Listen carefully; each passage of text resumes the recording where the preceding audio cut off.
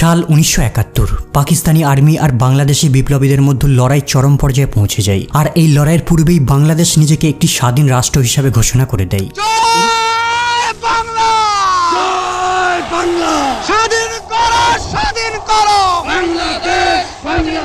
এরই মধ্যে 1971 সালের 3 ডিসেম্বর ভারতের বিরুদ্ধে পাকিস্তান হঠাৎ যুদ্ধ শুরু করে দেয় আর ইন্ডিয়ান এয়ারফোর্সও এর প্রতিশোধ নেওয়ার জন্য যুদ্ধে নেমে পড়ে।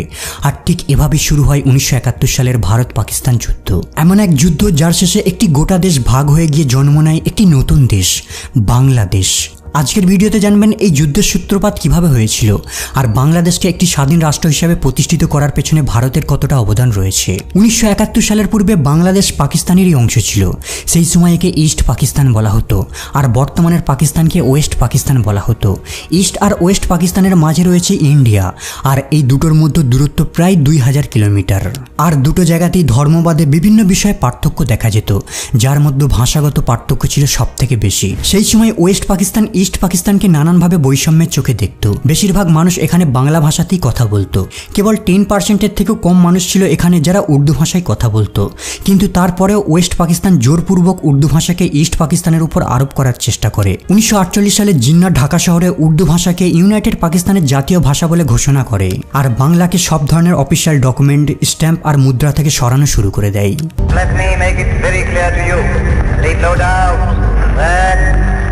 State language of Pakistan is going to be Urdu and no other language.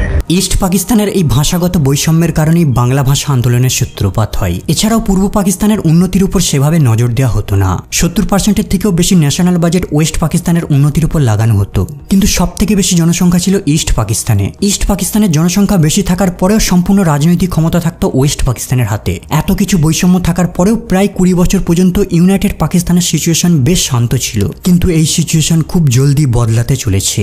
1969 সালে পাকিস্তানে মিলিটারি রুল চলছিল।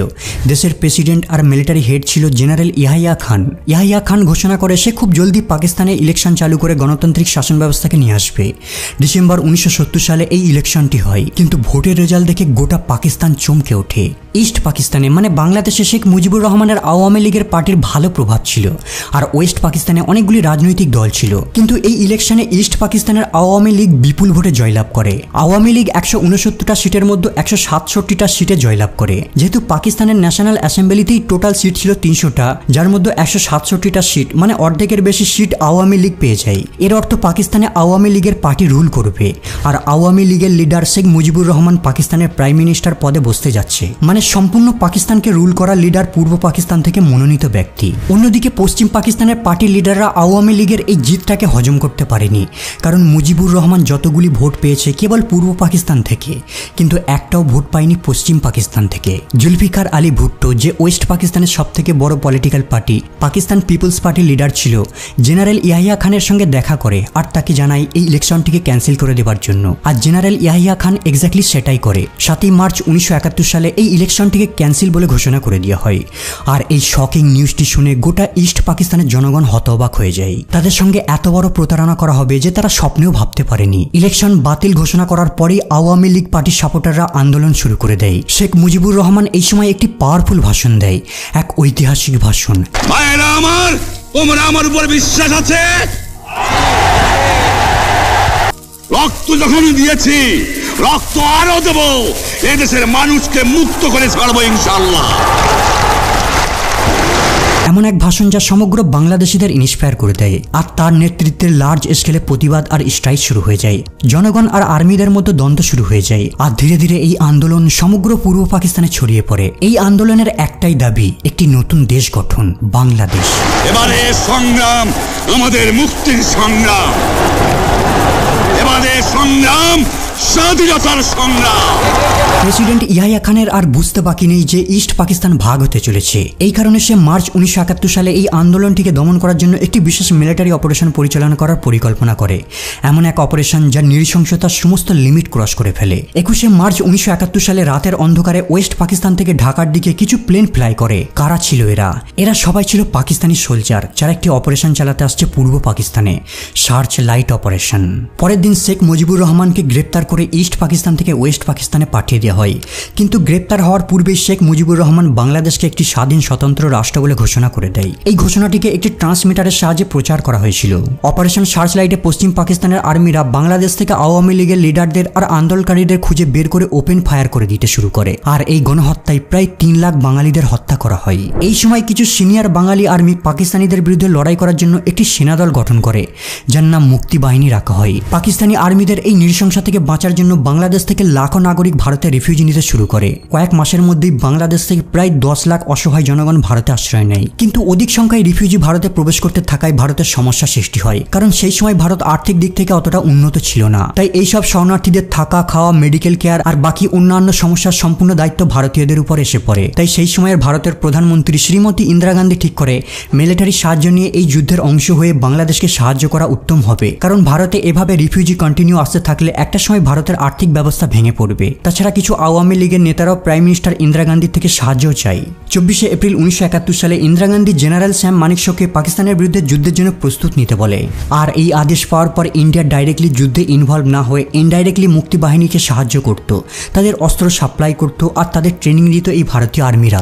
যখন পাকিস্তানিরা উপলব্ধি করতে পারে যে ইন্ডিয়ান আর্মিরা বাংলাদেশিদের গোপনে সাহায্য করছে, তারা মনে করে হয়তো ভারত তাদের উপর সম্ভবত আক্রমণ করতে পারে। তাই তারা ভারতকে ভয় দেখাতে অমৃতসর, আগ্রা, পাঠানকোট, যোধপুর, শ্রীনগর, আম্বালা মোট 11টা এয়ারফিল্ডকে টার্গেট করে বোম্বিং করা শুরু করে। ইন্দিরা গান্ধী যখন এই অ্যাটাকের ব্যাপারে জানতে পারে, সঙ্গে সঙ্গে রেডিওর মাধ্যমে অল ইন্ডিয়া ব্রডকাস্ট করে দেয়। जय हिंद। आपसे मैं एक खतरे के समय बोल रही हूँ। कुछ ही घंटे पहले करीब 5:30 बजे शाम के 3 दिसंबर पाकिस्तान ने हमारे ऊपर एक हमला किया। আর এই অ্যাটাকের সাথে সাথে ইন্ডিয়া অফিসিয়ালি বাংলাদেশের স্বাধীনতা যুদ্ধের অংশ হয়ে যায়। 3 ডিসেম্বর 1971 সালে ভারত পাকিস্তানের সঙ্গে লার্জ স্কেলে যুদ্ধ করার প্রস্তুতি নেয়। ভারতের জেনারেল ঠিক করে ওয়েস্ট পাকিস্তানে অ্যাটাক না করে মিলিটারি ডিফেন্সের উপর কাজ করবে, আর ইস্ট পাকিস্তানে ইন্ডিয়ান মিলিটারি গ্রাউন্ড লেভেল থেকে পাকিস্তানি আর্মিদের উপর অ্যাটাক করবে। গ্রাউন্ড লেভেল থেকে অ্যাটাক করার জন্য ভারতীয় সোলজারদের বাংলাদেশে পাঠিয়ে দেওয়া হয়। ইন্ডিয়ান আর্মিরা গ্রাউন্ড লেভেল থেকে, সমুদ্র থেকে নেভি আর উপর থেকে বিমানের সাহায্যে পাকিস্তানি আর্মিদের উপর আক্রমণ কন্টিনিউ চালিয়ে যায়। পরের দিন 4 ডিসেম্বর ইন্ডিয়ান এয়ারফোর্স ওয়েস্ট পাকিস্তানে বিমানের সাহায্যে উপর থেকে অ্যাটাক করা শুরু করে। অন্যদিকে ইন্ডিয়ান নেভির ইস্টার্ন ফ্লিট বাংলাদেশের 2টো পোর্ট চিত্তগং আর কক্সবাজারে অ্যাটাক করার জন্য এগিয়ে যায়। তাছাড়া বাংলাদেশে পাকিস্তানি আর্মিদের এয়ার সাপ্লাইকেও কাট আপ করে দেওয়া হয়, আর পানিপথের রাস্তাকেও ভারতীয় নেভিরা ব্লক করে দেয়। আর ভূমির ওপর মুক্তি বাহিনীর সেনারা পাকিস্তানি আর্মিদের খুঁজে বের করে মারা শুরু করে। 12 ডিসেম্বরের মধ্যে ইন্ডিয়া পাকিস্তান যুদ্ধে পাকিস্তান একটা বড় হারকে চোখের সামনে দেখতে পায়। 7 ডিসেম্বরের মধ্যে ইন্ডিয়ান আর্মি পূর্ব পাকিস্তানের মেজর পার্টকে দখল করে নেয়। পূর্ব পাকিস্তানের বড় শহর জেসরকে সবার আগে স্বাধীন করা হয়। এখন বাংলাদেশকে সম্পূর্ণভাবে স্বাধীন করার জন্য ঢাকা শহরকে ক্যাপচার করা অত্যন্ত জরুরি। 16 ডিসেম্বর 1971 সালে ইন্ডিয়ান আর্মি ঢাকা শহরকে চতুর্দিক থেকে ঘেরাও করে ফেলে, আর পাকিস্তানি আর্মিদের 30 মিনিট সময় দেওয়া হয় সারেন্ডার করার জন্য। এই সময় পাকিস্তানি আর্মিরা জীবন বাঁচানোর জন্য ঢাকা ইউনিভার্সিটির ভেতর লুকিয়েছিল। লেফটেন্যান্ট জেনারেল আমির আবদুল্লাহ নিয়াজি খান কোনো রকম বিরোধিতা না করে ভারতের সামনে আত্মসমর্পণ করে দেয়। ওই দিন 16 ডিসেম্বর 1971 সালে ঢাকায় 93,000 পাকিস্তানি সেনা ভারতের সামনে আত্মসমর্পণ করে। দ্বিতীয় বিশ্বযুদ্ধের পরে এটাই ছিল পৃথিবীর সবথেকে বড় আত্মসমর্পণ। আর এভাবেই ইস্ট পাকিস্তান একটি স্বাধীন বাংলাদেশ রাষ্ট্র হিসেবে বিশ্বের মানচিত্রে জায়গা পায়। 6 ডিসেম্বর 1971 সালে ভুটান প্রথম দেশ ছিল যে বাংলাদেশকে অফিসিয়ালি স্বীকৃতি দেয়, আর ওই দিনই ভারতও বাংলাদেশকে অফিসিয়ালি স্বীকৃতি দেয়। আর ফাইনালি 1972 সালে পাকিস্তান বাংলাদেশকে একটি রাষ্ট্র হিসেবে স্বীকৃতি দেয়, আর সেই সাথে মুজিবুর রহমানকে জেল থেকে মুক্ত করে দেওয়া হয়। যখন মুজিবুর রহমান ঢাকায় ফেরে তাকে একজন হিরোর মতো সম্মান করা হয়। এরপর 1973 সালে যখন স্বাধীন বাংলাদেশে ইলেকশন হয়, মুজিবুর রহমান মেজরিটি ভোটে জয়লাভ করে, আর তার আওয়ামী লীগ পলিটিক্যাল পার্টি স্বাধীন বাংলাদেশের রুলিং পার্টি হয়। কিন্তু বন্ধুরা, বাংলাদেশের এই স্বাধীনতার জন্য অসংখ্য ব্যক্তিকে তাদের জীবন, ভূমি সবকিছুকেই উৎসর্গ করতে হয়েছিল। কেবল 25শে মার্চ 1971 সালে এক রাতে 7,000 বাঙালিদের হত্যা করে দেওয়া হয়। অগণিত বিপ্লবীদের বলিদানের বিনিময়ে আর ভারতের সহায়তায় আজ বাংলাদেশ একটি স্বাধীন রাষ্ট্র।